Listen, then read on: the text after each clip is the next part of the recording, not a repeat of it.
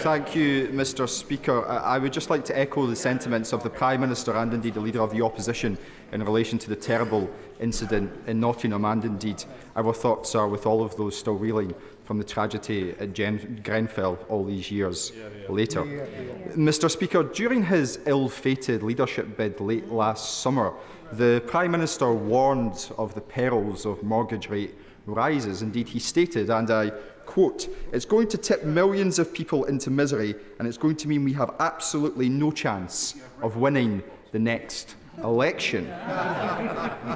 Given that mortgage rates continue to rise, does he still agree with his own electoral analysis?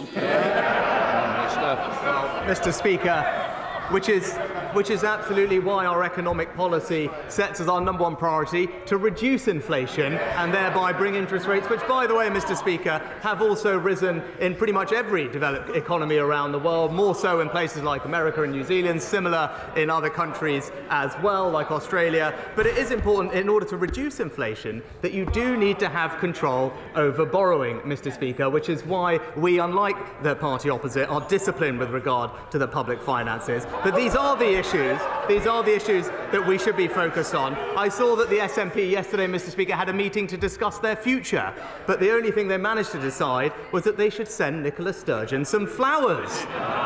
So can he tell us, did he sign the card? Stephen Flynn. Mr Speaker, respectfully, I think the Prime Minister needs to grow up. There is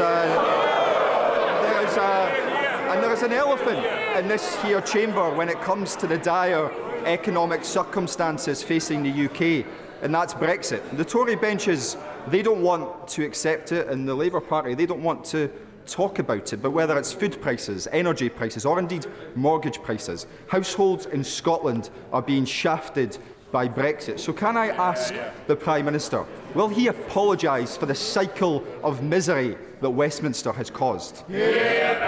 Prime Minister. Mr Speaker, while his party leader calls Nicola Sturgeon the most impressive politician in Europe, we are getting on delivering for the people of Scotland, Mr Speaker, paying half of their energy bills, making sure that pensions rise, making sure that there's direct support for those who need it with the cost of living, and crucially ensuring that we secure over 200,000 jobs by supporting Scotland's North Sea oil and gas industry, something opposed by his party.